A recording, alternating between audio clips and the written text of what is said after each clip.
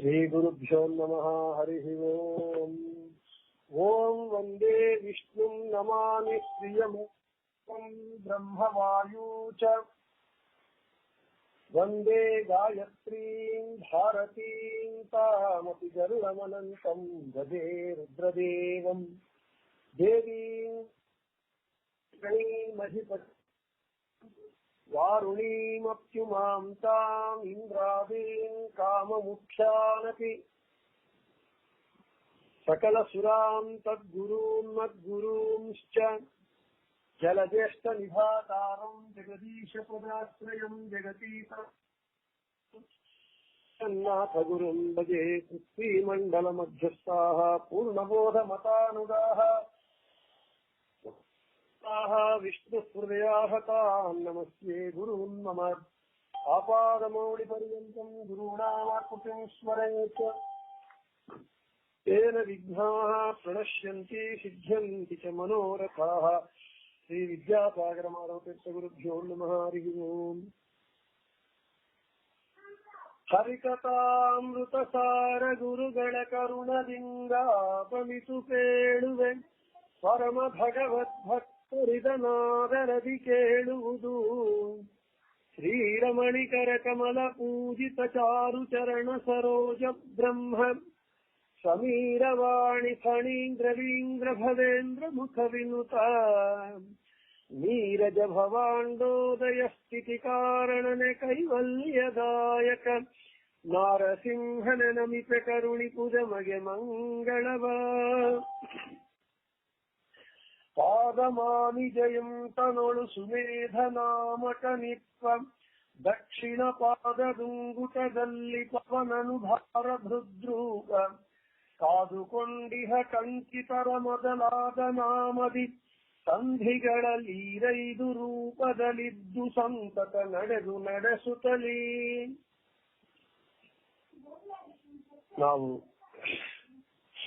ಹಿಂದಿನ ಪದ್ಯದಲ್ಲಿ ನಿನ್ನೆ 20ನೇ ಪದ್ಯದವರೆಗೂ ಪಾರಾಯಣ ಮಾಡಿದ್ದೇವೆ. ಇವತ್ತು 21ನೇ ಪದ್ಯದಿಂದ ಪಾರಾಯಣ ಮಾಡಿ ಮಾತೃಕಾ ಸಂಧಿ ಪಾರಾಯಣವನ್ನು ಮುಗಿಸಿ ವರ್ಣ ಪ್ರಕ್ರಿಯಾ ಸಂಧಿಯನ್ನ ಪ್ರಾರಂಭ ಮಾಡೋಣ. ಅಬ್ದಯನ ಋತುಮಾಸ ಪಕ್ಷ ಸುಶಬ್ದದಿಂದಲಿ ಕರೆಸುತ್ತಲಿ. ಅಬ್ದಯನ ಋತುಮಾಸ ಪಕ್ಷ ಸುಶಬ್ದದಿಂದಲಿ ಕರೆಸುತ್ತಲಿ. ನೀಲಾಬ್ದ ವರ್ಣ ನಿರುದ್ಧ ಮೊದಲಾಗೈದು ರೂಪದಲ್ಲಿ ಹಬ್ಬಿಹನು ಸರ್ವತ್ರದಲ್ಲಿ. ನೀಲಾಬ್ದ ವರ್ಣ ನಿರುದ್ಧ ಮೊದಲಾದೈದು ರೂಪದಲ್ಲಿ ಹಬ್ಬಿಹನು ಸರ್ವತ್ರದಲ್ಲಿ. ಕರುಣಾಬ್ಧಿ 45 ರೂಪದಿ ಲಭ್ಯನಾಗುವ ನೀ ಪರಿಯಭೇನಿಸುವ ಭಕುತರಿಗೆ. ಕರುಣಾಬ್ಧಿ 45 ರೂಪದಿ ಲಭ್ಯನಾಗುವ ನೀ ಪರಿಯಭೇನಿಸುವ ಭಕುತರಿಗೆ. 5 ರೂಪಾತ್ಮಕನು 25 ರೂಪದಲ್ಲಿ ತ್ವಮತ್ 15 ತಿಥಿ 24ರಿಂದ ಪೆಚ್ಚಿಸಲು. 5 ರೂಪಾತ್ಮಕನು 25 ರೂಪದಲ್ಲಿ ತ್ವಮತ್ 15 ತಿಥಿ 24ರಿಂದ ಪೆಚ್ಚಿಸಲು. 5 60 6 ದಿವಸಾಶ್ವಯದೊಳಗೆ. 5 60 6 ದಿವಸಾಶ್ವಯದೊಳಗೆ. ಮನತೋಯ್ದವಗೆ ತಾಪತ್ರಯದ ಮಹದೋಷವೆಲ್ಲಿಹವು. ಮನತೋಯ್ದವಗೆ ತಾಪತ್ರಯದ ಮಹದೋಷವೆಲ್ಲಿಹವು. ದಿವಸಯಾಮ ಮುಹೂರ್ತ ಘಟಿಕಾವ್ಯವಯವದೊಳಗಿದ್ದು. ದಿವಸಯಾಮ ಮುಹೂರ್ತ ಘಟಿಕಾದ್ಯವಯವಗಳೊಣಗಿದ್ದು ಗಂಗಾ ಪ್ರವಹದಂಗದಿ ಕಾಲನಾಮಕ ಪ್ರವಹಿಸುತ್ತಲಿಪ್ಪ ಗಂಗಾ ಪ್ರವಹದಂಗದಿ ಕಾಲನಾಮಕ ಪ್ರವಹಿಸುತ್ತಲಿಪ್ಪ ಇವನ ಗುಣರೂಪ ಕ್ರಿಯಂಗಳ ನಿವಹದೊಳು ಮುಳುಗಾಡುತ್ತಲಿ ಇವನ ಗುಣರೂಪ ಕ್ರಿಯಂಗಳ ನಿವಹದೊಳು ಮುಳುಗಾಡುತ್ತಲಿ ಭಾರ್ಗವಿ ಸದಾನಂದಾತ್ಮಳಾಗಿಹಳೆಲ್ಲ ಕಾಲದಿ ಭಾರ್ಗವಿ ಸದಾನಂದಾತ್ಮಗಳಾಗಿಹಳೆಲ್ಲ ಕಾಲದಿ ವೇದತತಿಗಳಭಿಮಾನಿ ಲಕ್ಷ್ಮೀಧರಾಧರನ ಗುಣರೂಪ ಕ್ರಿಯೆಗಳಾದಿ ಮಧ್ಯಾಂತವನು ಕಾಣದೆ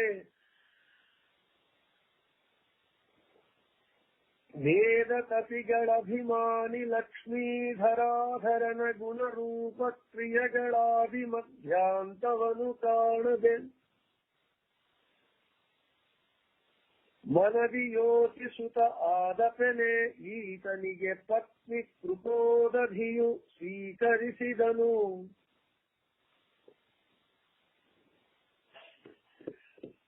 ಮನದಿ ಯೋಚಿಸುತ್ತ ಆದಪೆನೆ ಈತನಿಗೆ ಪತ್ನಿ ಕೃಪೋದಧಿಯು ಸ್ವೀಕರಿಸಿದನು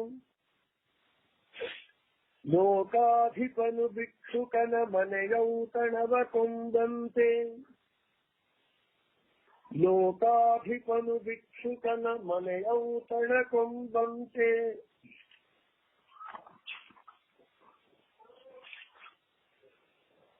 ಕೋವಿದರು ಚಿತ್ತೈಸುವುದು ಶ್ರೀದೇವಿಯೊಳಗಿಹ ನಿಖಿಲ ಗುಣ ಕೋವಿದರು ಚಿತ್ತೈಸುವುದು ಶ್ರೀದೇವಿಯೊಳಗಿಹ ನಿಖಿಲ ಗುಣ ತೃಣಜೀವರಲಿ ಕಲ್ಪಿಸಿ ಯುಕುತಿಯಲಿ ಮತ್ತು ಕ್ರಮದಿಂದ ತೃಣಜೀವರಲಿ ಕಲ್ಪಿಸಿ ಯುಕುತಿಯಲಿ ಮತ್ತು ಕ್ರಮದಿಂದ ದೇವದೇವಕಿ ಇಪ್ಪಳಂದರಿದಾವಿರಿಂಚನ ಜನನಿಗೀತನ ದೇವದೇವಕಿ ಇಪ್ಪಳಂದರಿದಾವಿರಿಂಚನ ಜನನಿಗೀತನ ಆವಕಾಲದಲರಿಯಳಿ ಅಳಿಯ ಆವಕಾಲದಲರಿಯ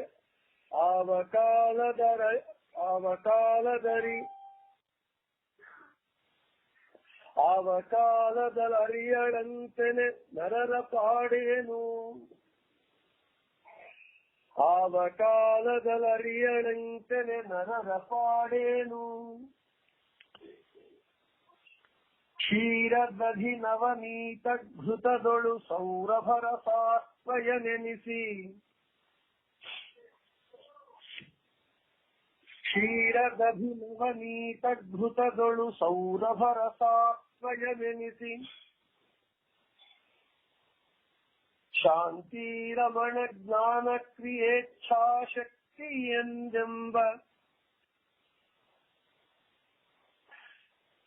ಶಾಂತಿರಮಣ ಜ್ಞಾನ ಕ್ರಿಯೇಚ್ಛಾಶಕ್ತಿ ಎಂದೆಂಬ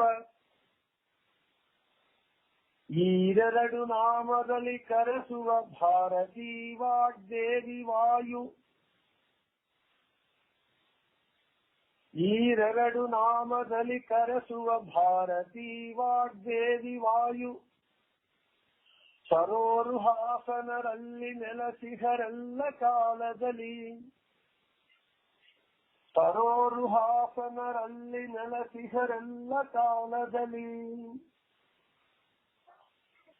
ವಸುಗಳೆಂಟು ನವಪ್ರದೇಶರು ಶ್ವಸನ ಗಣವೈವತ್ತು ವಸುಗಳೆಂಟು ನವಪ್ರದೇಶರು ಶ್ವಸನ ಗಣವೈವತ್ತು ಏಕಾದಶ ದಿವಾಕರರು ಅನಿತು ರುದ್ರರು ಏಕಾದಶ ದಿವಾಕರರನಿತು ರುದ್ರರು ಅಶ್ವಿನಿಗಳೆರಡು ದಶವಿಹೀನ ಶತಾಕ್ಷಸಿ ಈ ಸುಮನಸರೊಳಗೆ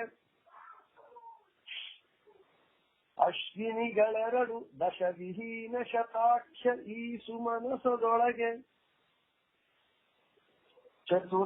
ಚತುರಾತ್ಮನೀಯಾಮಿಸುವ ಬ್ರಹ್ಮ ಸಮೀರ ಖಗ ಫಣೀಂದ್ರರೊಳಗಿದ್ದು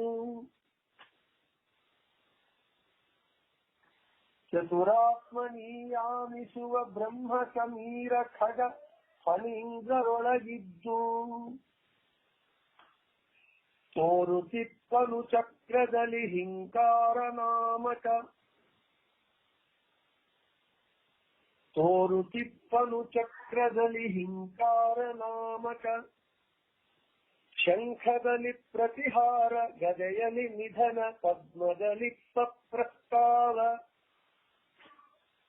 ಶಂಖದಲ್ಲಿ ಪ್ರತಿಹಾರ ಗದೆಯಲ್ಲಿ ನಿಧನ ಪದ್ಮದಲ್ಲಿ ಪ್ರಸ್ತಾವ ಕಾರುಣಿಕನು ಉದ್ಗೀತ ನಾಮದಿ ಮಾರಮಣ ನೈರೂಪಂಗಳ ಕಾರುಣಿಕನುದ್ಗೀತ ನಾಮದಿ ಮಾರಮಣ ನೈರೂಪಂಗಳ ಶಂಖಾರಿ ಮೊದಲಾದ ಆಯುಧಗಳೊಳು ಸ್ಮರಿಸಿ ಧರಿಸುತ್ತಿರು ಶಂಖಾರಿ ಮೊದಲಾದ ಆಯುಧಗಳೊಳು ಸ್ಮರಿಸಿ ಧರಿಸುತ್ತಿರು ತನುವೆ ರಥ ವಾಗಭಿಮಾನಿಯೇ ಗುಣವೆನಿಸುವಳು ತನುವೆ ರಥ ವಾಗಭಿಮಾನಿಯೇ ಗುಣವೆನಿಸುವಳು ಶ್ರೋತ್ರದಲ್ಲಿ ರೋಹಿಣಿ ಶಶಾಂಕರರು ಪಾಶಪಾಣಿಗಳಶ್ವವೆಂದೆನಿಸಿ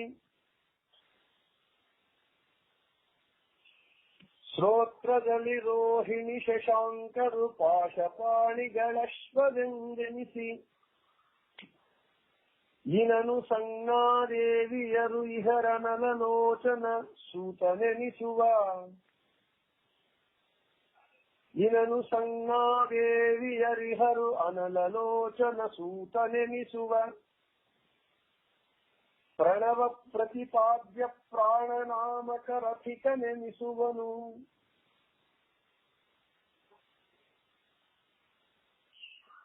ಪ್ರಣವ ಪ್ರತಿಪಾದ್ಯ ಪ್ರಾಣನಾಮಕ ರಥಿಕನೆನಿಸುವನು ಅಮಿತ ಮಹಿಮನ ಪಾರ ಗುಣಗಳ ಸಮಿತ ವರ್ಣಾತ್ಮಕ ಶ್ರುತಿ ಸ್ಮೃತಿ ಗಮಿಸಲಾಪವೇ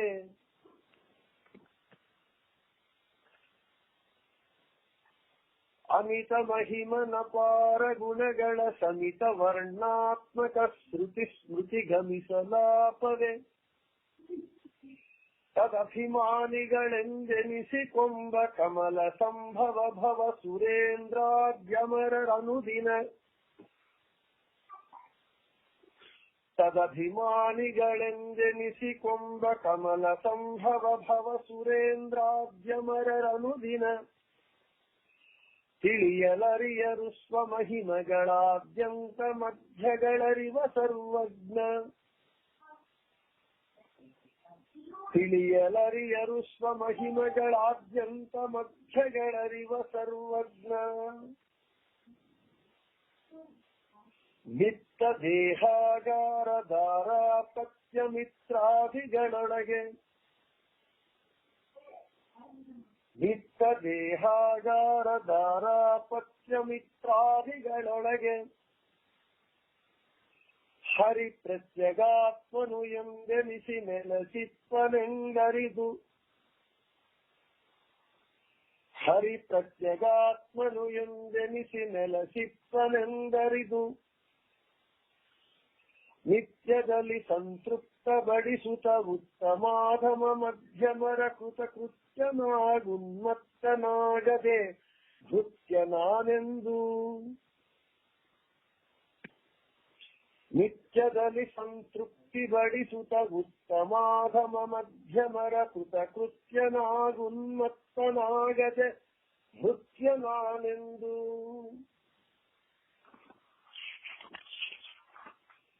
ದೇವದೇವೇಶನ ಸುಮೂರ್ತಿ ಕಳೇವರಗಳೊಳಗನವರತ ದೇವದೇವೇಶನ ಸುಮೂರ್ತಿ ಕಳೇವರಗಳೊಳಗನವರತ ಸಂಭಾವಿಸುತ್ತ ಪೂಜಿಸುತ್ತ ನೋಡುತ್ತ ಸುಖಿಸುತ್ತಿರು ಬಿಡದೆ ಸಂಭಾವಿಸುತ್ತ ಪೂಜಿಸುತ್ತ ನೋಡುತ್ತ ಸುಖಿಸುತ್ತಿರು ಬಿಡದೆ ಶ್ರೀವರ ಜಗನ್ನಾಥ ವಿಠಲನು ತಾವೊಲಿದು ಕಾರುಣ್ಯದಲ್ಲಿ ಭವನೋವ ಪರಿಹರಿಸುವನು ಪ್ರವಿತತ ಪತಿತ ಪಾವನನು ಶ್ರೀವರ ಜಗನ್ನಾಥ ವಿಠಲನು ತಾವೊಲಿದು ಕಾರುಣ್ಯದಲ್ಲಿ ಭವನೋವ ಪರಿಹರಿಸುವನು ಪ್ರವಿತತ ಪತಿತ ಪಾವನನು. ಹೀಗೆ ಮಾತೃಕಾ ಸಂಧಿ ಮಂಗಳ ಮುಗಿದಿದೆ. ಇನ್ನ ನಾವು ಇವತ್ತು 9ನೇ ಸಂಧಿಯನ್ನ ವರ್ಣ ಪ್ರಕ್ರಿಯಾ ಸಂಧಿಯನ್ನ ಪ್ರಾರಂಭ ಮಾಡಬೇಕಾಗಿದೆ. ನಮಗೆ ವರ್ಣ ಪ್ರಕ್ರಿಯಾ ಸಂಧಿ ಇದಕ್ಕೆ 3 ಹೆಸರುಗಳಿವೆ. ವರ್ಣ ಪ್ರಕ್ರಿಯಾ ಸಂಧಿ ಅಂತ ಒಂದು, ಉದಾತ್ತಾನುದಾತ್ತ ಸಂಧಿ ಅಂತ ಹೆಸರು, ಇನ್ನೊಂದು ಜೀವ ಪ್ರಕರಣ ಸಂಧಿ ಅಂತ ವಿವಿಧ ನಾಮಗಳು ಇದೆ, ಅನೇಕ ಹೆಸರುಗಳಿದೆ. ಯಾಕೆ ಈ ಹೆಸರುಗಳು ಬಂತು ಎಂಬುದನ್ನ ಮೊದಲು ಆ ಒಂದು ವಿವರಣೆಯನ್ನ ಕೊಡ್ತೇನೆ. ಉದಾತ್ತಾನುದಾತ್ತ ಸಂಧಿ ನಮಗೆ ಸ್ವರಾದಿ ವರ್ಣಗಳಲ್ಲಿ ಸ್ವರಗಳು, ಸಂಗೀತದಲ್ಲಿ 7 ಸ್ವರಗಳು, ಸರಿಗಮ ಪದನಿಸ, ಆರೋಹಣ, ನಿಗಮ ಪದನಿಸ, ಅವರೋಹಣ. ಆದ್ರೆ ಈ ಅಕ್ಷರಗಳು ಉಚ್ಚಾರಣೆ ಮಾಡುವಾಗ ನಮಗೆ ಆ ಉಚ್ಚಾರಣೆಯಲ್ಲೇ ವ್ಯತ್ಯಾಸಗಳಿದೆ. ಉದಾತ್ತ, ಅನುದಾತ್ತ, ಸ್ವರಿತ, ಪ್ರತ್ಯಯ ಇವೆಲ್ಲ ಬರುತ್ತೆ ಮುಂದೆ. ಅಂದ್ರೆ ಭಗವಂತನು ಸರ್ವವರ್ಣವಾಚ್ಯನು, ಸರ್ವಶಬ್ದವಾಚ್ಯನು ಅಷ್ಟೇ ಅಲ್ಲ, ಆ ಸ್ವರಾದಿ ವರ್ಣಗಳಲ್ಲಿರುವ ಉದಾತ್ತ ಅನುದಾತ್ತಾದಿ ಸ್ವರ ಉಚ್ಚಾರಣ ಕ್ರಮ ಅವುಗಳಲ್ಲಿದ್ದು ವರ್ಣ ಪ್ರತಿಪಾದ್ಯನಾಗಿ ವರ್ಣಗಳ ಉಚ್ಚಾರಣೆ, ಅರ್ಥಾನುಪತ್ತಿ, ಅಭಿವ್ಯಂಜನ ಶಕ್ತಿ ಈ ವರ್ಣಗಳಿದೆ. ಆ ವರ್ಣಗಳಿಗೆ ಆ ವರ್ಣಗಳು ನಾವು ಉಚ್ಚಾರಣೆ ಮಾಡೋದರಿಂದ ಅದರಿಂದ ಬರುವ ಒಂದು ಅರ್ಥ ಏನಿದೆ ಅದನ್ನು ಅಭಿವ್ಯಂಜಕ ಶಕ್ತಿ ಅರ್ಥ ಬರುತ್ತೆ. ಇಲ್ಲಿ ವರ್ಣಗಳು ಆ ಇಂದ ಷಕಾರದವರೆಗೂ, ಆ ಇ ಉ ಅಂತ ಹೇಳಿ ಷಕಾರದವರೆಗೂ ಒಂದೊಂದು ವರ್ಣ ಭಗವಂತನನ್ನು ತಿಳಿಸುತ್ತೆ. ಆ ವರ್ಣಗಳು 4-5 ವರ್ಣಗಳು ಸೇರಿದರೆ ಒಂದು ಪದವಾಗತ್ತೆ. ರಾಮ ಅಂತ ಹೇಳಿ, ಕೃಷ್ಣ, ಹೀಗೆ ಅನೇಕ ವರ್ಣಗಳು ಸೇರಿ ಒಂದು ಪದ, ಅನೇಕ ಪದಗಳು ಸೇರಿ ಒಂದು ವಾಕ್ಯ. ಈ ವರ್ಣಕ್ಕೆ ಆ ವರ್ಣದ ಒಂದು ಅರ್ಥವನ್ನ, ಆ ಒಂದು ಪದಕ್ಕೆ ಆ ಪದದಿಂದ ಉತ್ಪತ್ತಿಯಾಗುವ ಅರ್ಥವನ್ನ, ವಾಕ್ಯಕ್ಕೆ ಆ ವಾಕ್ಯದಿಂದ ಉತ್ಪತ್ತಿಯಾಗುವ ವ್ಯಂಜಕವಾಗುವ ಪ್ರಕಟವಾಗುವಂತಹ ಅರ್ಥವನ್ನ, ಇದೆಲ್ಲವೂ ಬರಬೇಕು ಅಂತ ಹೇಳಿದರೆ ವರ್ಣಗಳಲ್ಲಿ, ಪದಗಳಲ್ಲಿ, ವಾಕ್ಯಗಳಲ್ಲಿ. ಮತ್ತು ನಾವು ಕೆಲವು ಪದಗಳನ್ನ ಉದಾತ್ತವಾಗಿ ಹೆಚ್ಚು ಉಚ್ಚಾರಣೆ ವೇದದಲ್ಲಿ ಬರುತ್ತೆ. ಉದಾತ್ತ, ಅನುದಾತ್ತ, ಸ್ವರಿತ, ಸ್ಮೃತ ಅಂತ ಮೊದಲಾದಂತಹ. ಅಂದ್ರೆ ಆ ಕೆಲವು ವರ್ಣಗಳನ್ನ ನಾವು ಮೇಲ ಸ್ಥಾಯಿಯಲ್ಲಿ ಹೇಳಬೇಕು, ಕೆಲವನ್ನ ಕೆಳಗ ಸ್ಥಾಯಿಯಲ್ಲಿ ಹೇಳಬೇಕು, ಕೆಲವುಗಳ ಮಂದ್ರ ಸ್ಥಾಯಿಯಲ್ಲಿ ಹೇಳಬೇಕು. ಹೀಗೆ 50 ವರ್ಣ ಪ್ರತಿಪಾದ್ಯನಾದ ಭಗವಂತನು ಈ ಸ್ವರಾದಿಗಳಲ್ಲಿ ಉದಾತ್ತನುದಾತ್ತಾದಿ ಮೊದಲಾದ ಈ ಸ್ವರಗಳಲ್ಲೂ ಭಗವಂತ ಇದ್ದಾನೆ, ವರ್ಣಗಳಲ್ಲೂ ಭಗವಂತ ಇದ್ದಾನೆ. ಆಯಾ ವರ್ಣವಾಕ್ಯ ಸ್ವರಾದಿ ಉದಾತ್ತನುದಾತ್ತ ಅವುಗಳಲ್ಲಿ ಇರುವ ಭಗವದ್ರೂಪಗಳ ಉಪಾಸನೆಯ ಕ್ರಮವನ್ನ ಹೇಳುವುದೇ ಈ ಸಂಧಿಯಲ್ಲಿ ಹೇಳ್ತಾ ಇದ್ದಾರೆ. ಆದ ಕಾರಣ ಇದಕ್ಕೆ ಉದಾತ್ತಾನುದಾತ್ತ ಸಂಧಿ ಅಂತ ಹೆಸರು. ಇನ್ನೊಂದು ಜೀವ ಪ್ರಕರಣ ಸಂಧಿ ಅಂತ. ಈ ಸಂಧಿಯಲ್ಲಿ ಜೀವ, ನಾನು ಎಂದು ಕರೆಯಲ್ಪಡುವಂತಹ ಈ ಜೀವ, ನಾನು, ನೀವು, ಅವನು, ಅವಳು, ಇವನು, ಇವರು ಅಂತೇಳಿ ಆ ಜೀವರ ಸ್ವರೂಪ ದೇಹ ವಿಚಾರ, ಆ ಜೀವರ ಸ್ವರೂಪ ದೇಹಗತವಾದ ಅಷ್ಟಗಳ ಪದ್ಮಗಳ ವಿವರಣೆ, ಆ ದಳಗಳಲ್ಲಿ ಮೂಲೇಶ ನಾಮಕ ಭಗವಂತನ ಸಂಚಾರ, ಬಿಂಬರೂಪಿಯಾಗಿ ಭಗವಂತ ಜೀವನಿಂದ ನಡೆಸುವಂತಹ ಏನೇನು ಕಾರ್ಯಗಳು ನಡೆಸ್ತಾನೆ, ಬಿಂಬನಾಗಿ ಸರ್ವತಂತ್ರ ಸ್ವತಂತ್ರನಾಗಿ ಬಿಂಬನಾಗಿ ಅವುಗಳ ವಿಷಯ, ಇವುಗಳನ್ನೆಲ್ಲವನ್ನೂ ತಿಳಿಸೋದರಿಂದ ಈ ಸಂಧಿಯಲ್ಲಿ ಜೀವ ಪ್ರಕರಣ ಸಂಧಿ ಅಂತ ಕೂಡ ಈ ಸಂಧಿಗೆ ಹೆಸರು.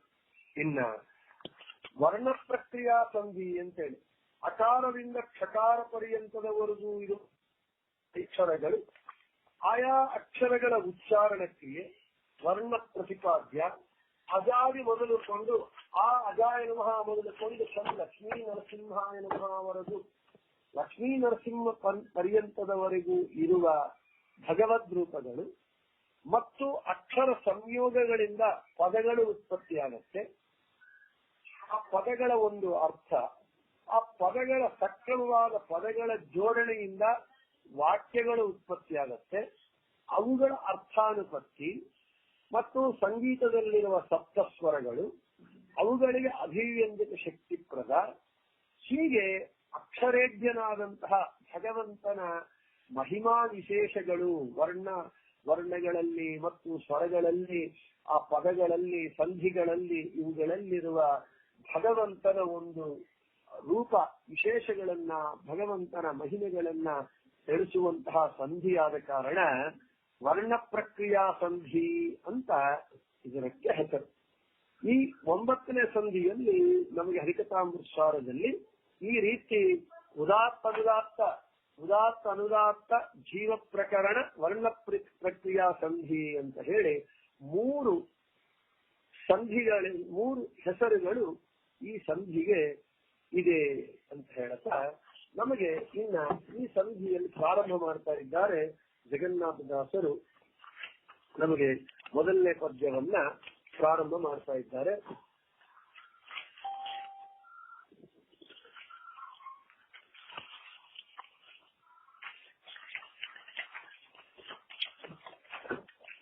ಶ್ರೀ ಗುರುಭ್ಯೋ ನಮಃ. ಹರಿ ಓಂ. ಹರಿಕಥಾಮೃತ ಸಾರ ಗುರುಗಳ ಕರುಣದಿಂದ ಆಪನಿತು ಕೇಳುವೆ, ಪರಮ ಭಗವದ್ ಭಕ್ತರಿದನಾದರದಿ ಕೇಳುವುದು.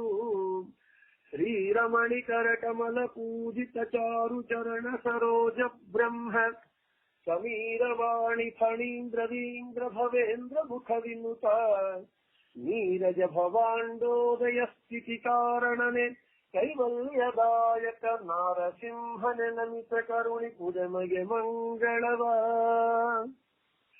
ಹರಿಯು ಪಂಚಾಶದ್ವರಣ ಸುಸ್ವರ ಉದಾತ್ತಾನುದಾತ್ತ ಪ್ರಚಯ ಸ್ವರಿತ ಸಂಧಿ ವಿಸರ್ಗ ಬಿಂದುಗಳೊಳಗೆ ತದ್ವಾಚ್ಯ ಇರುವ ತತ್ತನ್ನಾಮ ರೂಪಗಳರಿತು ಉಪಾಸನಗೈವರಿಳೆಯೊಳು ಸುರರೆ ಸರಿ ನರರಲ್ಲ ಅವರಾಡುವುದೇ ವೇದಾರ್ಥ. ಹೇಳ್ತೇನೆ, ಎಲ್ಲರೂ ಹೇಳಿ. ಹರಿಯು ಪಂಚಾಶದ್ವರಣ ಸುಸ್ವರ ಉದಾತ್ತಾನುದಾತ್ತ ಪ್ರಚಯ ಸ್ವರಿತ ಸಂಧಿ ವಿಸರ್ಗ ಬಿಂದುಗಳೊಳಗೆ ತದ್ವಾಚ್ಯ ಇರುವ. ಹರಿಯು ಪಂಚಾಶದ್ವರಣ ಸುಸ್ವರ ಉದಾತ್ತಾನುದಾತ್ತ ಪ್ರಚಯ ಸ್ವರಿತ ಸಂಧಿ ವಿಸರ್ಗ ಬಿಂದುಗಳೊಳಗೆ ತದ್ವಾಚ್ಯ ಇರುವ. ತತ್ತನ್ನಾಮ ರೂಪಗಳರಿತುಪಾಸನಗೈವರಿಳೆಯೊಳು ಸುರರೆ ಸರಿ ನರರಲ್ಲ ಅವರಾಡುವುದೇ ವೇದಾರ್ಥ. ತತ್ತನ್ನಾಮ ರೂಪಗಳರಿತುಪಾಸನಗೈವರಿಳೆಯೊಳು ಸುರರೆ ಸರಿ ನರರಲ್ಲ ಅವರಾಡುವುದೇ ವೇದಾರ್ಥ.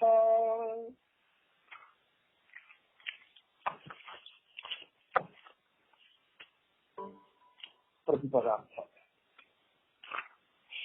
ಹರಿಯು ಅಂದ್ರೆ ಸರ್ವ ಪಾಪ ಪರಿಹಾರಕನಾದ ಹರಿ, ಸರ್ವ ಜೀವರ ಬಿಂಬನು ಆದ ಶ್ರೀಹರಿ. ಪಂಚಾಶದ್ವರ್ಣ ಅಕಾರದಿಂದ ಪ್ರಾರಂಭ ಮಾಡಿಕೊಂಡು ಲಕಾರದವರೆಗೂ, ಸಂಸ್ಕೃತದಲ್ಲಿ ಅಲ್ಲಿ ಲಕಾರದವರೆಗೂ 50 ಅಕ್ಷರಗಳು, ಅಂದ್ರೆ 50 ಅಕ್ಷರಗಳು ಪಂಚಾಶದ್ವರ್ಣ, 50 ಅಕ್ಷರಗಳು.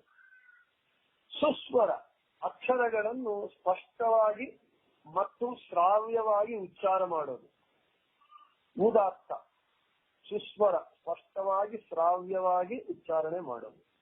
ಉದಾತ್ತ ಸ್ವರವನ್ನು ಹೆಚ್ಚಿನ ಧ್ವನಿಯಲ್ಲಿ ಎತ್ತರಿಸಿ ಹೇಳೋದು, ಉಚ್ಚ ಸ್ವರದಿಂದ ಹೇಳೋದು. ಅನುದಾತ್ತ ತಗ್ಗಿನ ಧ್ವನಿಯಲ್ಲಿ ಆ ವರ್ಣಗಳನ್ನ ಉಚ್ಚಾರಣೆ ಮಾಡೋದು. ಪ್ರಚಯ ಅಂದ್ರೆ ಉಚ್ಚವೂ ಅಲ್ಲ, ಉಚ್ಚ ಸ್ಥಾನದಲ್ಲೂ ಅಲ್ಲದೆ ನೀಚ ಸ್ಥಾನದಲ್ಲೂ ಅಲ್ಲದೆ ಸಮಾನ ಸ್ಥಿತಿಯಲ್ಲಿ ಉಚ್ಚಾರಣೆ ಮಾಡೋದು.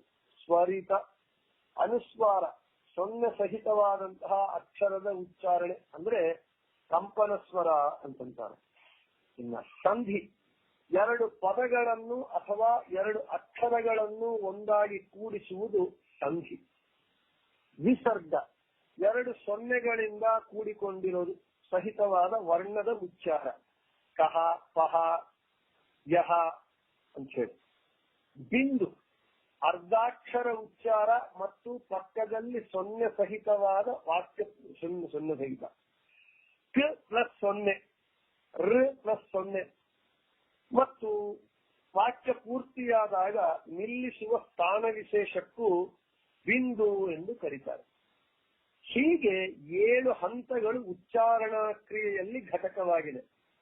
ನಾವು ಪದಗಳು ಉಚ್ಚಾರಣೆ ಮಾಡುವಾಗ ಈ ರೀತಿ 7 ರೀತಿಯಾದಂತಹ 7 ಹಂತಗಳು, ಈ 7 ರೀತಿಯಾಗಿ ನಾವು ಪದಗಳನ್ನ, ವರ್ಣಗಳನ್ನ ಉಚ್ಚಾರಣೆ ಮಾಡ್ತೇವೆ. ಭಗವಂತ ಈ 50 ವರ್ಣಗಳಲ್ಲೂ ಈ ವರ್ಣಗಳನ್ನ ಮತ್ತು ಹೊಸ ವರ್ಣಗಳಿಂದ ಏರ್ಪಟ್ಟ ಪದಗಳನ್ನು ಇವುಗಳನ್ನ ಉಚ್ಚಾರಣೆ ಮಾಡುವಾಗ 7 ಘಟಕಗಳಿವೆ. ಉಚ್ಚಾರಣೆಯಲ್ಲಿ 7 ರೀತಿಯಾಗಿ ಈ ರೀತಿ ನಮಗೆ ವಿಭಾಗಗಳಿವೆ. ತದ್ವಾಚ್ಯ ಅವುಗಳಲ್ಲಿ ಭಗವಂತ ಇರ್ತಾನಂತೆ. ವರ್ಣವಾಚ್ಯನಾಗಿ ಸ್ವರ ಉದಾತ್ತನುದಾತ್ತಾದಿ ಆ ಒಂದು ಅಕ್ಷರಗಳ ಉಚ್ಚಾರಣೆಯಲ್ಲಿ ಏರ್ಪಡುವ ಆ ಘಟಕಗಳಲ್ಲಿಯೂ ಮತ್ತು ಇರುವ ಆ ವರ್ಣಗಳಲ್ಲಿ ವರ್ಣವಾಚ್ಯನಾಗಿ ವರ್ಣಗಳಿಗೆ ಅಭಿವ್ಯಂಜಕ ಶಕ್ತಿಯನ್ನು ಕೊಡ್ತಾ ಆ ವರ್ಣಗಳಿಗೆ ಉಚ್ಚಾರಣೆ ಮಾಡಿದಾಗ ಅದಕ್ಕೆ ಬರುವ ಅರ್ಥ ಏನು ಪ್ರಕಟ ಮಾಡ್ತಾ ಮತ್ತು ಆ ವರ್ಣಗಳಿಂದಲೇನೆ ಪ್ರತಿಪಾದ್ಯನಾಗಿ ತದ್ವಾಚ್ಯನಾಗಿ ಇರುವ ಮತ್ತು ತತ್ತನ್ನಾಮಕ ಆಯಾ ವರ್ಣಗಳಿಂದಲೇನೆ ಹೆಸರುಗಳಿಂದಲೇನೆ ಪ್ರತಿಪಾದ್ಯನಾಗಿದ್ದ ರೂಪಗಳನ್ನು ಮತ್ತು ವರ್ಣ ಸ್ವರ ಧ್ವನಿ ಪ್ರತಿಪಾದ್ಯವಾದಂತಹ ಈ ಭಗವತ್ ರೂಪಗಳನ್ನು ಅರಿತು ಇವುಗಳನ್ನ ಕಳಕೊಂಡು, ಅಂದ್ರೆ ಭಗವಂತನ ವರ್ಣ ವಾಕ್ಯ ಮತ್ತು ವರ್ಣ ಸ್ವರ ಮೊದಲಾದ ಈ ಎಲ್ಲ ರೀತಿಯ ಭಗವದ್ ರೂಪಗಳನ್ನ ಅರಿತು ಜ್ಞಾನಾನುಸಂಧಾನದಿಂದ ತಿಳಿದುಕೊಂಡು ಉಪಾಸನೆಗೈವರು ಸರ್ವಶಬ್ದವಾಚ್ಯನಾದ ಆ ಅಕ್ಷರೇಜ್ಯ ರೂಪಿಯಾದ ಭಗವಂತನ ಭಗವದ್ ರೂಪಗಳನ್ನ ಧ್ಯಾನೋಪಾಸನೆ ಮಾಡ್ತಾರೆ. ಯಾರು ಮಾಡ್ತಾರೆ, ಇಳೆಯೊಳು ಈ ಭೂಮಂಡಲದಲ್ಲಿ ಸುರರೇ ಸರಿ, ಅವರು ದೇವತೆಗಳೇ, ನರರಲ್ಲ, ಸಾಮಾನ್ಯ ಮನುಷ್ಯರಂತೂ ಅಲ್ಲ. ಅವರ ಆಡುವುದೇ, ಅವರು ಬಾಯಿಯಿಂದ ಏನು ಮಾತುಗಳು ಮಾತನಾಡ್ತಾರೆ ಅದೇ ವೇದಾರ್ಥ. ಅದು ವೇದ ವಾಕ್ಯಗಳೇ ಹೊರತು ಅನ್ಯತಾ ಅರ್ಥವಲ್ಲ, ಅನ್ಯತಾ ಅಲ್ಲ ಅಂತ ಹೇಳ್ತಾ ಇದ್ದಾರೆ. ಇನ್ನ ಇದರ ಇನ್ನೊಂದು ತಾತ್ಪರ್ಯ, ಹರಿ ಸರ್ವ ಪಾಪ ಪರಿಹಾರಕನಾದಂತಹ ಭಗವಂತನು 50 ಅಕ್ಷರಗಳಲ್ಲಿ ಇದ್ದುಕೊಂಡು ಮತ್ತು ಅದರಲ್ಲಿ ಆ ವರ್ಣಗಳ ಉಚ್ಚಾರಣೆಯಲ್ಲಿ ಬರುವ 7 ಹಂತಗಳ ಸುಸ್ವರ ಉದಾತ್ತ ಅನುದಾತ್ತ ಪ್ರಚಯ ಸ್ವರಿತ ಸಂಧಿ ವಿಸರ್ಗ ಬಿಂದು ಎಂಬ 7 ಘಟಕಗಳಲ್ಲೂ ತದ್ವಾಚ್ಯನಾಗಿ ತತ್ತನ್ನಾಮಗನಾಗಿದ್ದುಕೊಂಡು ಮತ್ತು ಆ ರೂಪಗಳನ್ನು ವರ್ಣ ಸ್ವರ ಧ್ವನಿ ಪ್ರತಿಪಾದ್ಯ ಭಗವದ್ ರೂಪಗಳನ್ನ ತಿಳ್ಕೊಂಡು ಜ್ಞಾನಾನುಸಂಧಾನ ಪೂರ್ವಕವಾಗಿ ತಿಳಿದುಕೊಂಡು ಯಾರು ಉಪಾಸನೆ ಮಾಡ್ತಾರೆ ಅವರು ಈ ಭೂಮಂಡಲದಲ್ಲಿ ದೇವತೆಗಳೇ ಹೊರತು ಸಾಮಾನ್ಯ ಮನುಷ್ಯರಲ್ಲ. ಅಂತಹ ಜ್ಞಾನಿಗಳು ಮಾತನಾಡುವುದೇ ಎಲ್ಲವೂ ವೇದಾರ್ಥ, ವೇದ ವಾಕ್ಯಗಳಲ್ಲದೆ ಬೇರೆಯಲ್ಲ. ಅಂದ್ರೆ ಅವರು ಅಷ್ಟು ಮಹಿಮಾನ್ವಿತರಾಗಿರ್ತಾರೆ ಅಂತ ಈ ಪದ್ಯದ ತಾತ್ಪರ್ಯ. ಇನ್ನ ವಿಶೇಷ ವಿವರಣೆ.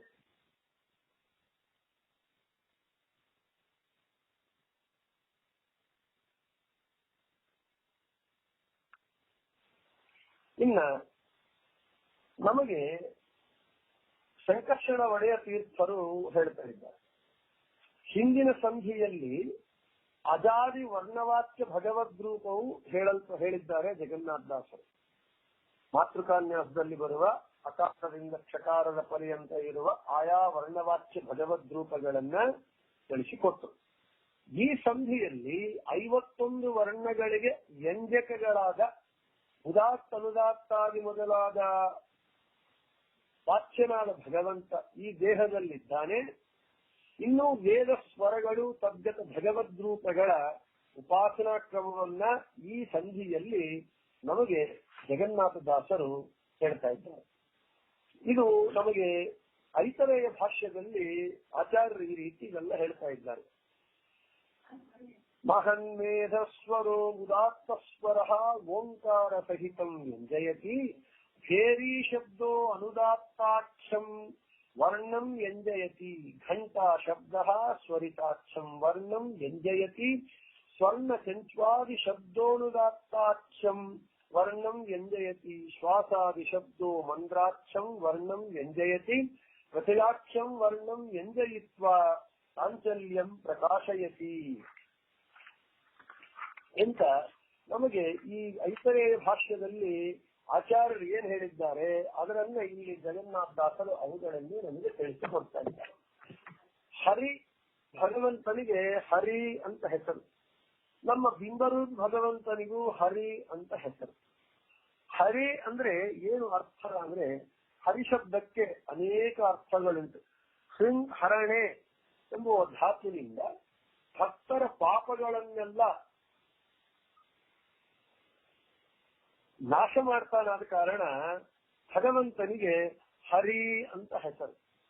ಭಕ್ತರು ಎಷ್ಟು ಆ ಹರಿ ಅಂತ ಒಂದು ಸಲ ನಾವು ಉಚ್ಚಾರಣೆ ಮಾಡಿದರೆ, ನಾಮ್ನೋಸ್ತಿ ಯಾವತೀ ಶಕ್ತಿ ಪಾಪ ನಿರ್ಹರಣೆ ಹರೇಹೇ ಅಂದ್ರೆ ಹರಿ ಅಂತ ಒಂದು ಬಾರಿ ನಾವು ಉಚ್ಚಾರಣೆ ಮಾಡಿದರೆ ತ್ರಿಕರಣ ಶುದ್ಧಿಯಾಗಿ ಜ್ಞಾನಾನುಸಂಧಾನ ಪೂರಕವಾಗಿ ಎಷ್ಟು ಪಾಪಗಳು ಪರಿಹಾರವಾಗುತ್ತೋ ಅಷ್ಟು ಪಾಪಗಳು ಮಾಡುವುದಕ್ಕೂ ನಮಗೆ ಶಕ್ತಿ ಇಲ್ಲ, ನಾವು ಅಸಮರ್ಥರು ಅಂತ.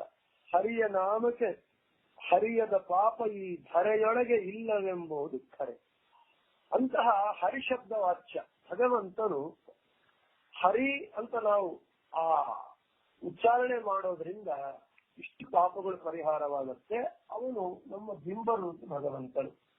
ಅಂತಹ ಹರಿ ಗುಣಪೂರ್ಣನಾದ ಭಗವಂತನ ನಾಮಗಳು ಅಕಾರದಿಂದ ಷಕಾರದವರೆಗೂ ಎಲ್ಲ ವರ್ಣಗಳ ಸಂಕೇತವಾಗಿ ಭಗವಂತನ ಹಿಂದೆ ನಾವು ಹೇಳಿದಂತೆ ಆ ಅಜಾಯ ನಮಃ, ಆ ಆನಂದಾಯ ನಮಃ, ಈ ಇಂದ್ರಾಯ ನಮಃ, ಕೊನೆಗೆ ಕ್ಷ ಲಕ್ಷ್ಮೀ ನರಸಿಂಹಾಯ ನಮಃ ಅಂತೆಲ್ಲ ಹೇಳ್ಕೊಂಡಿದ್ದೇವೆ. ಇವೆಲ್ಲವೂ ಭಗವಂತ ವರ್ಣವಾಚ್ಯ. ನಮಗೆ ಇಲ್ಲಿ ಭಗವಂತನು ಸರ್ವಶಬ್ದವಾಚ್ಯ ಸರ್ವವರ್ಣವಾಚ್ಯ ಎಂಬ ವಿಷಯವನ್ನ ರಾಯರು ಸುಂದರವಾಗಿ ನಮಗೆ ಪ್ರಾತಃಸಂಕಲ್ಪ ಗದ್ಯದಲ್ಲಿ ಮೊದಲು ಪ್ರಾರಂಭದಲ್ಲೇ ಹೇಳ್ತಾರೆ. ಲೌಕಿಕ ವೈದಿಕ ಭೇದ ಭಿನ್ನ ವರ್ಣಾತ್ಮಕ ಧ್ವನ್ಯಾತ್ಮಕ ಅಶೇಷ ಶಬ್ದಾರ್ಥ ಋಗಾದಿ ಸರ್ವ ವೇದಾರ್ಥ ವಿಷ್ಣು ಮಂತ್ರಾರ್ಥ ಪುರುಷ ಸೂಕ್ತಾರ್ಥ ಗಾಯತ್ರ್ಯರ್ಥ ವಾಸುದೇವ ದ್ವಾದಶಾಕ್ಷರ ಮಂತ್ರಾಂತರ್ಗತ ಆದ್ಯಷ್ಟಾಕ್ಷರಾರ್ಥ ಶ್ರೀಮನ್ನಾರಾಯಣ ಅಷ್ಟಾಕ್ಷರ ಮಂತ್ರಾರ್ಥ ವಾಸುದೇವ ದ್ವಾದಶಾಕ್ಷರ ಮಂತ್ರಾಂತರ್ಗತ ಅಂತ್ಯ ಚತುರಕ್ಷರಾರ್ಥ ವ್ಯಾಹೃತ್ಯರ್ಥ ಮಾತೃಕಾ ಮಂತ್ರಾರ್ಥ ಪ್ರಣವೋಪಾಸಕಾನಾಂ ಅಂತ ಹೇಳ್ತಾರೆ. ಇಲ್ಲಿ ನಮಗೆ ಬೇಕಾಗಿದ್ದು ಲೌಕಿಕ ವೈದಿಕ ಭೇದ ಭಿನ್ನ ವರ್ಣಾತ್ಮಕ ಧ್ವನ್ಯಾತ್ಮಕ ಅಶೇಷ ಶಬ್ದಾರ್ಥ. ಭಗವಂತನು ಎಂತವನು ಅಂತ ಹೇಳಿದರೆ ಎಲ್ಲ ಭಗವಂತನು ಲೌಕಿಕ ವೈದಿಕ ಭೇದ ಭಿನ್ನ. ನಮಗೆ ವರ್ಣಗಳು ಶಬ್ದಗಳು ಲೌಕಿಕ ವರ್ಣಗಳು ಮತ್ತು ಅಥವಾ ವೈದಿಕ ವರ್ಣಗಳು ಅಂತ ಹೇಳಿ ಅನೇಕ ರೀತಿಯಲ್ಲಿ 2 ರೀತಿಯಲ್ಲಿ ಇದೆ ನಮಗೆ. ಇಲ್ಲಿ ಲೌಕಿಕ ವೈದಿಕ ಭೇದ ಭಿನ್ನ ಎಂಬುವಂತಹ ಭೇದಗಳಿಂದ ಕೂಡಿಕೊಂಡಿರುವಂತಹ ವರ್ಣಾತ್ಮಗಳು ಧ್ವನ್ಯಾತ್ಮಕ ಶಬ್ದಗಳು ಅಂತ ಹೇಳ್ತಾ ಇದ್ದಾರೆ. ಇಲ್ಲಿ ಭಗವಂತನ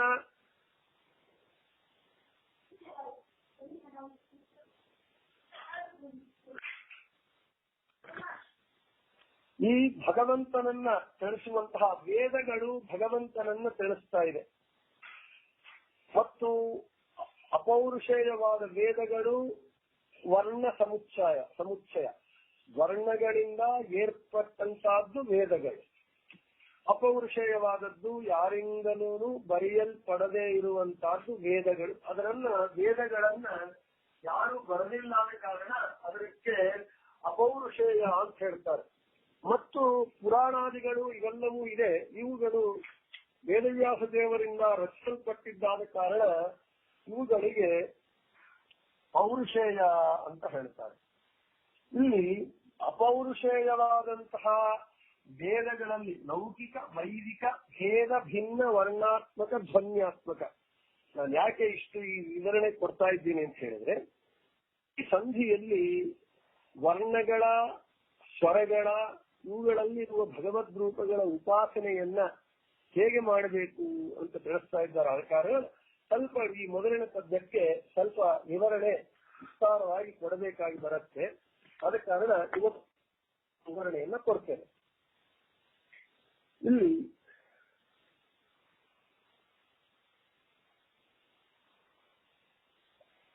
ಅಪೌರುಷೇಯವಾದಂತಹ ವೇದಗಳಲ್ಲಿರುವ ವರ್ಣಗಳೆಲ್ಲವೂ ವೈದಿಕ ವರ್ಣಗಳು. ಇನ್ನ ಸಂಸ್ಕೃತ ಭಾಷೆ ದೇವಭಾಷೆ, ಇದು ಅಪ್ರಾಕೃತ ಭಾಷೆ ದೇವಭಾಷೆ. ಇನ್ನು ಉಳಿದ ಭಾಷೆಗಳೆಲ್ಲವೂ ಸಂಸ್ಕೃತ ಬಿಟ್ಟು ಉಳಿದ ಎಲ್ಲಾ ಭಾಷೆಗಳು ಪ್ರಾಕೃತ ಭಾಷೆಗಳು. ಈ ಪ್ರಾಕೃತ ಭಾಷೆಯಲ್ಲಿರುವ ವರ್ಣಗಳು ಲೌಕಿಕ ವರ್ಣಗಳು, ವೈದಿಕ ವರ್ಣ ಲೌಕಿಕ ವರ್ಣಗಳು ಅಂತ ಹೇಳಿ. ಇಲ್ಲಿ ವೇದಗಳಲ್ಲಿ ಇರುವಂತಹ ವರ್ಣಗಳೆಲ್ಲವೂ ವೈದಿಕ ವರ್ಣಗಳು. ಇಂತಹ ವೈದಿಕ ವರ್ಣಗಳೆಲ್ಲವೂ ಭಗವಂತನನ್ನೇ ತಿಳಿಸ್ತಾ ಇದೆ. ಮತ್ತು ಸಂಸ್ಕೃತ ಬಿಟ್ಟು ಬೇರೆ ಭಾಷೆಗಳು ಪ್ರಾಕೃತ ಭಾಷೆಗಳು ಇದು ಲೌಕಿಕ ವರ್ಣಗಳು ಅಂತೇಳಿ. ಆದ್ರೆ ಇದರಲ್ಲೂ ಸ್ವಲ್ಪ ನಮಗೆ ವ್ಯತ್ಯಾಸ ಇದೆ. ಆದ್ರೆ ಸಂಸ್ಕೃತ ಬಿಟ್ಟು ನಾವು ಹರಿಕಥಾಮೃತಸಾರ ಕನ್ನಡದಲ್ಲಿ ಓದ್ತಾ ಇದ್ದೇವೆ. ಕನ್ನಡದಲ್ಲಿ ಓದ್ತಾ ಇದ್ದೇವೆ. ಆದ ಕಾರಣ ಇದು ಲೌಕಿಕ ವರ್ಣಗಳು, ಇದನ್ನು ನಾವು ತಾತ್ಸಾರ ಮಾಡಬಹುದೇ ಅಂತ ಹೇಳಿದರೆ ಖಂಡಿತವಾಗಿ ಮಾಡಬಾರದು. ಇದಕ್ಕೆ ಮುಂದೆ ಜಗನ್ನಾಥ ದಾಸರು ಮುಂದಿನ ಸಂಧಿಗಳಲ್ಲಿ ಹೇಳ್ತಾರೆ, ನಾನು ಕನ್ನಡ ಭಾಷೆಯಲ್ಲಿ ಬರೆದಿದ್ದೇನೆ, ಸಂಸ್ಕೃತ ಭಾಷೆಯಲ್ಲದೆ ಕನ್ನಡ ಭಾಷೆಯಲ್ಲಿ ಬರೆದಿದ್ದೇನೆ ಅಂತ ಹೇಳಿ ಜ್ಞಾನಿಗಳು ಯಾರು ಇದರನ್ನ ಉದಾಸೀನ ಮಾಡಬಾರದು. ಉದಾಸೀನ ಮಾಡುವುದು ಇಲ್ಲ. ಯಾಕೆ ಅಂತ ಹೇಳಿದರೆ ಈ ವೈದಿಕ ವರ್ಣಗಳು ಲೌಕಿಕ ವರ್ಣಗಳಲ್ಲಿ ಅತ್ಯಂತ ಸೂಕ್ಷ್ಮವಾದ ಒಂದು ಭೇದವಿದೆ. ಭಗವಂತನನ್ನ ತಿಳಿಸುವಂತಹದ್ದೆಲ್ಲವೂ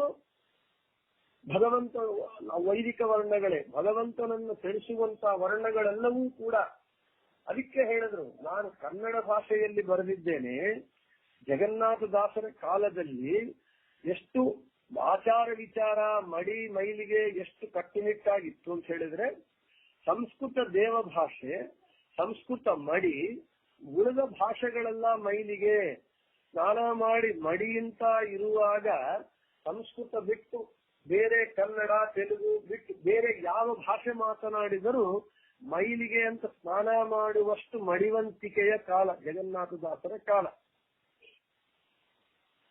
ಇವಾಗೂ ಕೆಲವರು ಶಿಷ್ಟಾಚಾರ ಸಂಪನ್ನರು ಏನ್ ಮಾಡ್ತಾರೆ ಅಂತ ಹೇಳಿದ್ರೆ, ಮಡಿಲಿದ್ದಾಗ ಊಟ ಮಾಡುವಾಗ ಅವರು ಸಂಸ್ಕೃತವನ್ನೇ ಮಾತಾಡ್ತಾರೆ, ಕನ್ನಡ ಮಾತಾಡಲ್ಲ, ಬೇರೆ ಯಾವ ಭಾಷೆ ಮಾತಾಡಲ್ಲ. ಯಾಕೆ? ಮೈಲಿಗೆ ಅಂತ ದೃಷ್ಟಿಯಿಂದ ಏನ್ ಮಾಡ್ತಾರೆ, ಸಂಸ್ಕೃತದಲ್ಲೇ ಮಾತಾಡ್ತಾರೆ. ಬಡಿಸುವಾಗ ಅಲಂ ಅಲಂ ಅಂತಾರೆ, ಅಂದ್ರೆ ಸಾಕು ಸಾಕು ಅಂತ ಅರ್ಥ. ಬಡಿಸೋನಿಗೆ ಅಲ್ಲಿ ಸಂಸ್ಕೃತ ಬರದೇ ಇದ್ರೆ ಏನ್ ಅರ್ಥನೇ ಆಗೋದಿಲ್ಲ, ಅದು ಇನ್ನೇನೋ ಮಾಡ್ಬಿಡ್ತಾನೆ. ಆದ್ರೆ ಇಲ್ಲಿ ಆಗಿನ ಕಾಲದಲ್ಲಿ ಜಗನ್ನಾಥದಾಸರ ಕಾಲದಲ್ಲಿ ಸಂಸ್ಕೃತ ಬಿಟ್ಟು ಉಳಿದ ಎಲ್ಲಾ ಭಾಷೆಗಳು ಮೈಲಿಗೆ ಅಂತ ಅಷ್ಟು ಮಡಿವಂತಿಕೆಯ ಕಾಲ ಇದ್ದಾಗ ಆವಾಗೇ ಜಗನ್ನಾಥದಾಸರು ಏನ್ ಮಾಡಿದ್ರು, ಕನ್ನಡದಲ್ಲಿ ಬರೆದ ಹರಿಕಥಾಮೃತ ಸಾರವನ್ನ ಅವರು ಉದ್ದಾಮ ಪಂಡಿತರಾದರೂ ಕೂಡ, ಸಂಸ್ಕೃತದಲ್ಲಿ ಬರೆಯುವ ಶಕ್ತಿ ಇದ್ದರೂ ಕೂಡ ಯಾಕೆ ಕನ್ನಡ ಭಾಷೆಯಲ್ಲಿ ಬರೆದರು ಅಂತ ಹೇಳಿದರೆ, ಪಾಮರರಲ್ಲೂ ಇರುವ ಮುಕ್ತಿಯೋಗ್ಯ ಜೀವರು ಉದ್ಧಾರವಾಗಬೇಕು ಎಂಬ ಕೃಪಾದೃಷ್ಟಿಯಿಂದ, ಕಾರುಣ್ಯ ದೃಷ್ಟಿಯಿಂದ ಕನ್ನಡದಲ್ಲಿ ಬರೆದರು. ಅದಕ್ಕೆ ಆವಾಗೇ ಹೇಳ್ಕೊಳ್ತಾರೆ, ನಾನು ಕನ್ನಡ ಭಾಷೆಯಲ್ಲಿ ಬರೆದಿದ್ದೇನೆ ಅಂತ ಇದರನ್ನ ನೀವು ತಾತ್ಸಾರ ಮಾಡಬೇಡ್ರಿ, ಮುಂದಿನ ಸಂಸ್ಕೃತದ ಸಡಗರವೇನು ಅಂತ ಹೇಳ್ತಾರೆ. ಸಂಸ್ಕೃತ ಆದಷ್ಟು ಮಾತ್ರದಿಂದ ಭಗವಂತನ ಮಹಿಮೆಯನ್ನು ತಿಳಿಸದೇ ಇದ್ದರೆ ಅದು ಸ್ವೀಕಾರವಲ್ಲ, ಅರ್ಹವಲ್ಲ. ಯಾರಾದರೂ ಸಂಸ್ಕೃತ ಅಂತ ಹೇಳಿ ದುರ್ಯೋಧನನ ಬಗ್ಗೆ ಒಂದು ಕಾವ್ಯ ಬರೆದು, ರಾವಣಾಸನ ಬಗ್ಗೆ, ಹಿರಣ್ಯಕಶಿಪು ಬಗ್ಗೆ ಒಂದು ದೊಡ್ಡ ಬರೆದ್ರೆ ಯಾರಾದ್ರೂ ಓದ್ತಾರೆ? ಓದೋದಿಲ್ಲ. ಅದೇ ಕನ್ನಡದಲ್ಲಿ ಬರೆದು ಬೇರೆ ಭಾಷೆಯಲ್ಲಿ ಬರೆದರೂ ಓದ್ತಾರೆ. ಅದಕ್ಕೆ ಸಂಸ್ಕೃತದ ಸಡಗರವೇನು ಅಂತ ಕೇಳ್ತಾರೆ ಮುಂದಿನ ಸಂಧಿಗಳಲ್ಲಿ. ಮತ್ತು ಹಿಂದಿನ ಸಂಧಿಗಳಲ್ಲಿ ಹೇಳಿದ್ರು, ಮಳೆಯ ನೀರೋಣಿಯಲ್ಲಿ ಪಡೆಯಲು ಬಳಸರು ಊರೊಳಗಿದ್ದ ಜನರು, ಆ ಜಲವು ಹೆದ್ದರಗೂಡ ಮಜ್ಜನಪಾನ ಗೈದಪರು ಕಲುಷ ವಚನಗಳಾದರಿವು, ಬಾಂಬಳೆಯ ತತ್ತನ ಪಾದ ಮಹಿಮಾ ಜಲಧಿ ಕೊಪ್ಪುದರಿಂದ ಮಾಂಡಪರೇ ಮಹೀಸುರರು. ಕಲುಷ ವಚನಗಳು ನಿಮ್ಮ ಪ್ರಕಾರ ಇದು ಕನ್ನಡ ಪ್ರಾಕೃತ ಭಾಷೆಯಲ್ಲ, ಅದು ಪ್ರಾಕೃತ ಭಾಷೆ, ಅಪ್ರಾಕೃತ ಭಾಷೆಯಲ್ಲ. ಆದ ಕಾರಣ ಇದು ಕನ್ನಡ ಭಾಷೆ ಅಂತ ಹೇಳಿ ಯಾರಾದ್ರೂ ಇದರನ್ನ ಬ್ರಾಹ್ಮಣರು ಜ್ಞಾನಿಗಳು ಸ್ವೀಕಾರ ಮಾಡದೆ ಇರ್ತಾರೇನು ಅಂದ್ರೆ ಸ್ವೀಕಾರ ಮಾಡೇ ಮಾಡ್ತಾರೆ. ಯಾಕೆ? ಹೇಗೆ ಮಳೆಯ ನೀರು ಬೀದಿಗಳಲ್ಲಿ ಬಿದ್ದು ಚರಂಡಿಗಳಲ್ಲಿ ಹರಿದಾಗ ಯಾರು ಅದನ್ನ ಸ್ವೀಕಾರ ಮಾಡಲ್ಲ. ಅದೇ ಮಳೆ ನೀರು ಗಂಗಾ ನದಿಯಲ್ಲಿ, ಗೋದಾವರಿ ನದಿಯಲ್ಲಿ ಅಲ್ಲಿ ಬಿದ್ದಾಗ ಏನ್ ಮಾಡ್ತಾರೆ, ಗಂಗಾ ನದಿ, ಗೋದಾವರಿ ನದಿ ಅಂತ ಹೇಳಿ ಸ್ನಾನ ಪಾನಾದಿಗಳು, ಪೂಜ್ಯ ಜಪಾದಿಗಳು ಎಲ್ಲದಕ್ಕೂ ಉಪಯೋಗಿಸುತ್ತಾರೆ. ಹಾಗೆ ಕಲುಷ ವಚನಗಳಾದರಿವು ಕನ್ನಡ ಭಾಷೆ ನಿಮ್ಮ ಪ್ರಕಾರ ಕಲುಷ ಭಾಷೆ, ಪ್ರಾಕೃತ ಭಾಷೆ ಅಂತ ಇದ್ದರೂ ಕೂಡ ಬಾಂಬಳೆಯ ಕತ್ತನ ಪಾದ ಮಹಿಮಾ ಜಲದಿ ಕೊಪ್ಪುದರಿಂದ, ಯಾವ ಭಗವಂತ ತ್ರಿವಿಕ್ರಮ ರೂಪಿಯಾಗಿ ಭಗವಂತನ ಪಾದದಿಂದ ಹುಟ್ಟಿದ್ದಾಳೆ ಏನು ಗಂಗಾದೇವಿ, ಅಂತಹ ಪರಮ ಪಾವನಿಯಾದ ಯಾವ ಗಂಗಾದೇವಿ ಹುಟ್ಟಿದ್ದಾಳೆ ಭಗವಂತನ ಪಾದದಿಂದ, ಅಂತಹ ಗಂಗಾದೇವಿ ಜನಕನ ಆದ ಭಗವಂತನ ಪಾದ ಮಹಿಮೆಗಳನ್ನ ಈ ಕಲುಷ ವಚನಗಳು ಕನ್ನಡ ಭಾಷೆ ವರ್ಣನೆ ಮಾಡ್ತಾ ಇದೆ. ಆದ ಕಾರಣ ಇದು ಕಲುಷ ವಚನಗಳಾದರಿವು ಬಾಂಬಳೆಯ ಕತ್ತನ ಪಾದ ಮಹಿಮಾ ಜಲದಿ ಕೊಪ್ಪುವುದರಿಂದ, ಭಗವಂತನ ಪಾದ ಮಹಿಮೆಯನ್ನ ವರ್ಣಿಸೋದರಿಂದ ಕನ್ನಡ ಭಾಷೆಯಾದರೂ ಮಾಂಡಪರೇ ಮಹೀಸುರರು, ಭೂಸುರರಾದ ಬ್ರಾಹ್ಮಣರು ಇದರನ್ನ ಸ್ವೀಕಾರ ಮಾಡದೆ ಇರ್ತಾರೇನು ಅಂತ ಪ್ರಶ್ನೆ. ಅಂದ್ರೆ ಖಂಡಿತ ಸ್ವೀಕಾರ ಮಾಡ್ತಾರೆ. ಅಂದ್ರೆ ಇಲ್ಲಿ ಯಾಕೆ ಹೇಳಲಿಕ್ಕೆ ಬಂದೆ, ಲೌಕಿಕ ವೈದಿಕ ವರ್ಣ ಭೇದ ಭಿನ್ನಾತ್ಮಕ ಧ್ವನ್ಯಾತ್ಮಕ ಅಂತ ಏನು ಬಂತು, ಯಾವುದು ಲೌಕಿಕ ವರ್ಣಗಳು ಯಾವುದು ವೈದಿಕ ವರ್ಣಗಳು ಅಂತ ಹೇಳಿದರೆ, ಯಾವುದು ಭಗವಂತನ ಮಹಿಮೆಯನ್ನು ತಿಳಿಸತ್ತೋ ಅದೆಲ್ಲವೂ ಸ್ವೀಕಾರವೇ, ಅವೆಲ್ಲವೂ ವೈದಿಕ ವರ್ಣಗಳೇ ಅಂತ ಹೇಳ್ತಾ ಇದ್ದಾರೆ. ಅಂದ್ರೆ ಅಪೌರುಷೇಯವಾದ ವೇದಗಳಲ್ಲಿರುವ ವರ್ಣಗಳೆಲ್ಲವೂ ವೈದಿಕ ವರ್ಣಗಳು, ಬೇರೆ ಭಾಷೆಯಲ್ಲಿರುವ ವರ್ಣಗಳು ಲೌಕಿಕ ವರ್ಣಗಳು. ಆದರೆ ಭಗವಂತನ ಮಹಿಮೆಯನ್ನ, ಭಗವಂತನ ಪಾದ ಮಹಿಮೆಯನ್ನು ತಿಳಿಸಿದರೆ ಅದರನ್ನ ನಾವು ಸ್ವೀಕಾರ ಮಾಡ್ತೇವೆ ಅಂತ ಹೇಳ್ತಾ ಇಲ್ಲಿ ನಮಗೆ ಏನ್ ಹೇಳಿದ್ರು, ಆ ವರ್ಣವಾಚ್ಯನಾದಂತಹ ಪಂಚಾಶದ್ ವರ್ಣ, ಆ 50 ವರ್ಣಗಳನ್ನ ನಾವು ಉಚ್ಚಾರಣೆ ಮಾಡುವಾಗ 7 ರಕವಾದಂತಹ ಆ ಹಂತಗಳು, ಆ ಘಟಕಗಳು, ಆ ರೀತಿ ಉಚ್ಚಾರಣೆಯಲ್ಲಿ ರೀತಿಗಳಿವೆ. ಅವುಗಳಲ್ಲಿ ಉದಾತ್ತಾನುದಾತ್ತಾದಿ ಸ್ವರ ವರ್ಣ ಪ್ರತಿಪಾದ್ಯ ಭಗವದ್ ರೂಪಗಳನ್ನು ಚಿಂತನೆ ಮಾಡಬೇಕು ಅಂತ ಹೇಳಿ ಹೇಳ್ತಾ ಹೋಗ್ತಾರೆ. ಅದು ಇವು ಸುಮ್ಮನೆ ಕೇವಲ ಇವತ್ತು ಮೊದಲನೇ ಪದ್ಯ ಪ್ರತಿಪದಾರ್ಥ ತಾತ್ಪರ್ಯವನ್ನು ಹೇಳಿ ಆ ಪರಿಚಯಾತ್ಮಕವಾಗಿ ಸ್ವಲ್ಪ ವಿಷಯವನ್ನು ಮಾತ್ರ ಹೇಳಲ್ಪಟ್ಟಿದೆ. ಇನ್ನು ಸಾಕಷ್ಟು ವಿಸ್ತರಣೆ, ಮೊದಲ ಪದ್ಯ ಸ್ವಲ್ಪ ವಿಸ್ತಾರವಾದ ವಿವರಣೆ ಬೇಕಾಗತ್ತೆ. ಆಮೇಲೆ ಉಳಿದ ಪದ್ಯಗಳಿಗೆ ಅಷ್ಟು ವಿವರಣೆ ಬೇಕಾಗೋದಿಲ್ಲ. ಇನ್ನೂ ಸಾಕಷ್ಟು ವಿವರಣೆ ಕೊಡಬೇಕು. ನಾಳೆ ಮುಂಚೆ ವಿವರಣೆಯನ್ನ ಮುಂದುವರಿಸುತ್ತೇನೆ ಅಂತ ಹೇಳ್ತಾ ಕೃಷ್ಣಾರ್ಪಣಮಸ್ತು, ಮಧ್ಯೇಶಾರ್ಪಣಮಸ್ತು.